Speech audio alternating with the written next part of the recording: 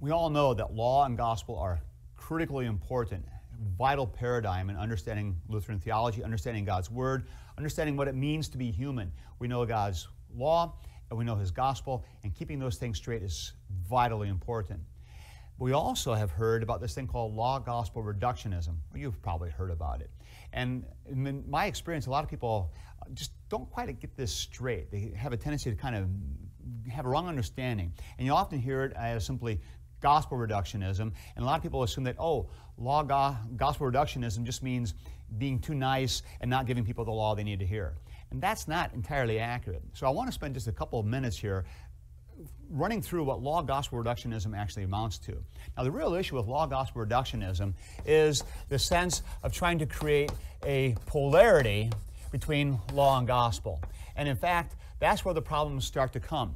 As soon as we start talking about a polarity, we immediately think now we're in the world of science. And in the world of polarity, we know this comes out of basic physics, where you have a magnetic field, and in any magnetic field you have a positive pole and then you have a corresponding negative pole. And the point is, they're always together. The positive pole and the negative pole, that's what makes a polarity. And we're very familiar with that. So then it seems reasonable to say, well, we can apply this to law and gospel. And so we're quite familiar with how this plays out. So the law, well, that's a word of God that comes and it kills and it exposes our need. And then the gospel, well, that makes alive because it heals and makes things right. The law is condemning. It's harsh and condemning. And the gospel, that acquits.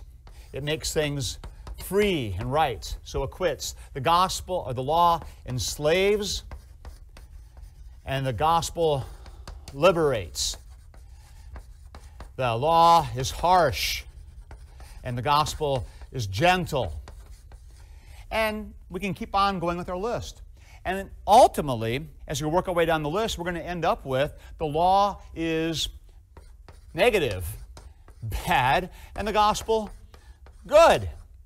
Now, you might say, no, wait a minute, you just went a step too far, but it's the inevitable push of how this thing goes. The law becomes killing, condemning, enslaving, harsh, and obviously bad. The gospel makes alive, acquits, liberates, is gentle, and is good. And so it's clear, if we're going to talk polarity, we know that the law is the negative pole, and the gospel is the positive pole. Now, this is a pretty faithful articulation of how this works, especially when it comes to our standing before God. Before God, the law condemns, it enslaves us, it is harsh, it kills us. Then God's gospel that comes to us through Christ makes us alive and liberates. Delicious stuff. But the problem is, if we only operate with this polarity, and if we think that this polarity is the final word, then what we're left with is the law in a negative light. And we're left with saying the law is bad. Some would even go so far as to say inherently bad.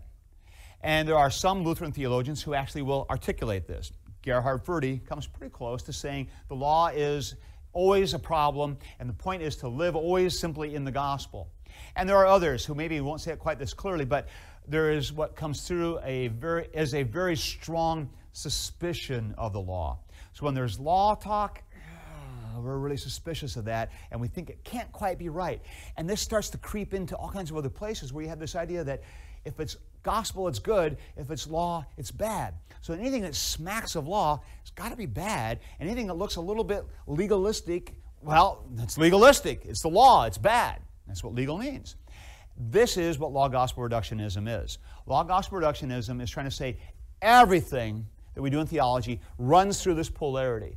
Everything fits in this polarity, and you end up with the law as bad. And then this breeds rather clearly and rather obviously antinomianism, which is no use for the law at all, and we're left with saying things like the law is simply a negative word and we don't need to think about it as Christians. That's a big problem. And the law-gospel polarity lies at the root of a lot of this problem.